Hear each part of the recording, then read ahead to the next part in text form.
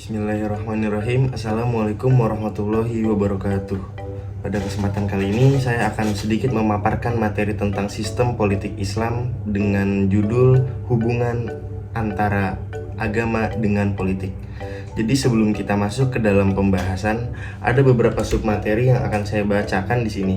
Adanya pendahuluan, yang kedua pembahasan, yang ketiga hubungan Islamisasi dan politik, yang keempat hubungan Islam atau hukum Islam, dan yang kelima kesimpulan.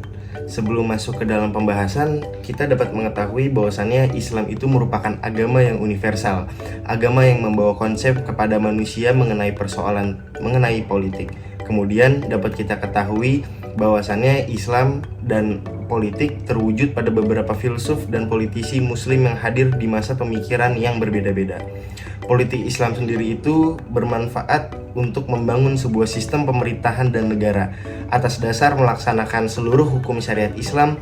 Bila masyarakat Islam di Indonesia tidak memahami politik yang ada di negeri ini dan tidak ada yang berminat untuk menjaga perpolitikan agar sesuai dengan syariat Islam, maka memicu yang terjadi keseimbangan kekuasaan antara masyarakat dengan pemangku kepentingan politik sehingga kebebasan berpendapat terancam akan hilang dari dunia ini. Selanjutnya kita akan masuk ke dalam materi pendahuluan tentang politik Islam. Di sini digambarkan dalam istilah, maksud dari politik itu dikenal dengan bahasa siyasah. Kata siyasah secara harfiah memiliki arti pemerintahan, pengambilan keputusan, pembuatan kebijakan, pengurusan, pengawasan, perekayasaan, dan arti lain-lainnya. Sementara secara istilah, siyasah adalah pengurusan kemaslahatan umat manusia sesuai dengan syara. Siyasah berasal dari Nabi baik secara khusus maupun umum, baik secara lahir maupun batin. Segi lahir siyasah berasal dari para pemegang kekuasaan atau bisa kita sebut para sultan atau para raja. Mengapa dapat kita artikan Islam ini mengatur segala urusan, terutama dalam pembahasan ilmu politik? Apabila kita sangkut pautkan ke dalam Quran surat Al-Baqarah ayat 208 dan 209, di situ terdapat kata silmi.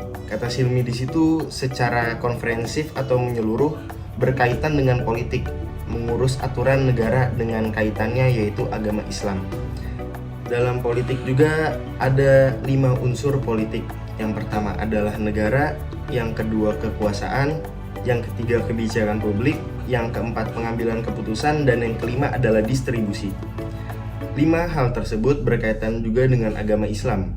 Negara adalah unsur kekhalifahan atau pemerintahan dalam Islam. Nabi dilanjutkan oleh para khalifah-khalifahnya yang menggantikan Nabi setelah wafat. Kekuasaan pada zaman Islam yang telah menyebar luas sampai sekarang ini. Kebijakan publik dapat kita samakan atau dapat kita artikan juga dalam konteks agama ini yaitu dengan syariah agama Islam. Pengambilan keputusan tentu dalam agama Islam, cara yang baik dalam pengambilan keputusan adalah dengan melakukannya musyawarah atau ijtihad mufakat ulama. Kesimpulan dari definisi-definisi politik pada intinya menggambarkan bahwa politik itu berkaitan dengan kemahiran, menghimpun kekuatan, meningkatkan kuantitas dan kualitas kekuatan, mengawasi dan menggunakan untuk mencapai tujuan tertentu di dalam negara dan lembaga-lembaga lainnya. Karena pada dasarnya dan pada akhirnya, politik ingin memenangkan pertarungan untuk mewujudkan tujuan atau cita-cita. Masuk ke dalam materi selanjutnya yaitu prinsip dasar politik Islam dalam Al-Quran. Dapat kita simpulkan bahwasannya menurut Islam itu mekanisme operasional pemerintahan dan ketatanegaraan mengacu pada prinsip-prinsip syariah. Islam sebagai landasan etika moral dalam kehidupan bermasyarakat, berbangsa dan bernegara. Oleh karena itu kita tahu bahwasannya bagi setiap muslim, negara adalah adat untuk merealisasikan kedudukannya sebagai hamba Allah dan mengaktualisasikan fungsinya. Di sini ada 4 prinsip yang akan saya paparkan mengenai prinsip dasar politik Islam dalam Al-Quran. Yang pertama ini adalah prinsip kedaulatan. Prinsip kedaulatan ini secara konseptual di kalangan ilmuwan atau pemikir-pemikir politik Islam era klasik ada 3 ciri penting sebuah negara dalam perspektif Islam. Yang pertama adalah adanya masyarakat muslim, yang kedua hukum Islam atau syariah, dan yang ketiga adalah kepemimpinan masyarakat muslim.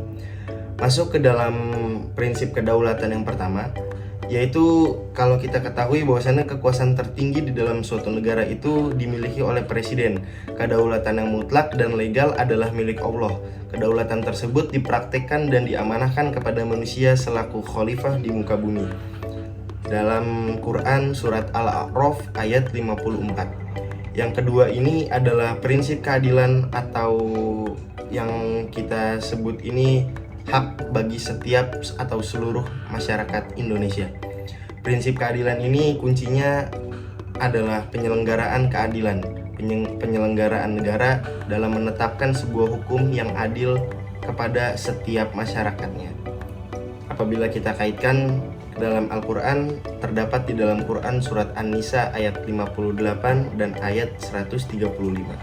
Dan yang ketiga ini prinsip musyawarah atau bisa kita sebut sebagai ijma.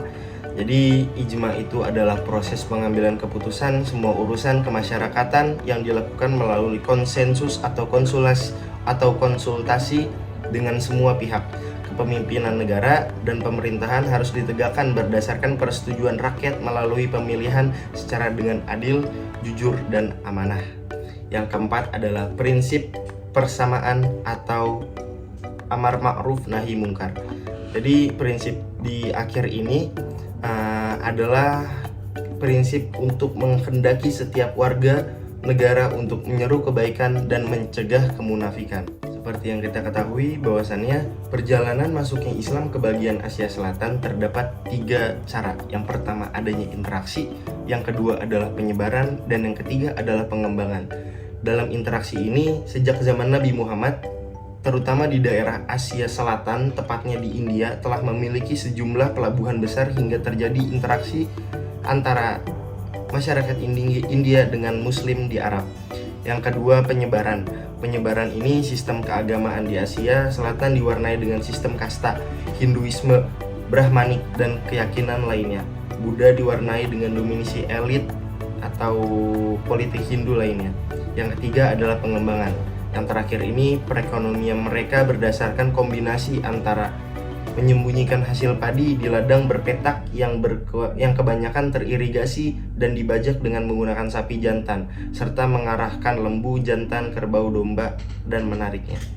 Jadi 3 hal ini terutama sangat menarik karena ini adalah proses penyebaran Islam di Asia Selatan. Selanjutnya adalah dapat kita ketahui bahwasannya Pancasila telah memberikan dasar-dasar nilai yang fundamental bagi umat bangsa Indonesia untuk hidup secara damai dalam kehidupan beragama.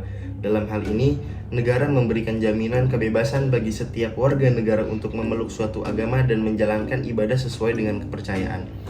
Hal ini dapat kita kaitkan bahwasannya hubungan agama dan negara ini yang sifatnya akomodatif, atau hubungan ini disebabkan karena adanya kebijakan-kebijakan pemerintah yang dianggap positif bagi umat Islam. Hubungan ini tampaknya menjadi pilihan yang mungkin diambil agar hubungan agama dan negara dapat menjadi langgeng atau menjadi berkarismatik. Bahtiar berpendapat bahwa Indonesia bukanlah sebuah negara Islam ataupun negara sekuler, melainkan sebuah negara religius dalam arti bahwa negara memungkinkan dan membantu warganya untuk menjalankan kewajiban-kewajiban agama mereka. Buktinya yang ditunjukkan dalam sifat akomodatif ini mencakup diterapkannya kebajikan-kebajikan atau kebijakan-kebijakan yang sejalan dengan kepentingan sosial, ekonomi, dan politik umat Islam. Dan yang terakhir dapat kita simpulkan dari pemaparan yang telah saya paparkan dari pembahasan tersebut bahwasannya hubungan Islam dengan negara berawal dari hubungan antagonistik yang lambat laun menjadi akomodatif. Hal ini terjadi karena ketika umat Islam Indonesia telah memahami tentang kebijakan negara dalam masalah ideologi Pancasila. Orientasi utama politik Islam terkait dengan masalah kekuasaan yaitu tegaknya hukum-hukum Allah di muka bumi. Hal ini menunjukkan bahwa kekuasaan tertinggi ialah kekuasaan Allah. Sementara manusia pada dasarnya sama sekali tidak memiliki kekuatan. Sementara manusia tidak memiliki kekuatan, Bahkan Islam melawan adanya penguasaan absolut seseorang manusia atas manusia yang lainnya. Mungkin itu yang dapat saya sampaikan, kurang lebihnya mohon maaf. Apabila ada kesalahan, salahnya dari diri saya pribadi, dan semua kebenarannya datangnya dari Allah Subhanahu wa Ta'ala. Akhirul kalam, wassalamualaikum warahmatullahi wabarakatuh.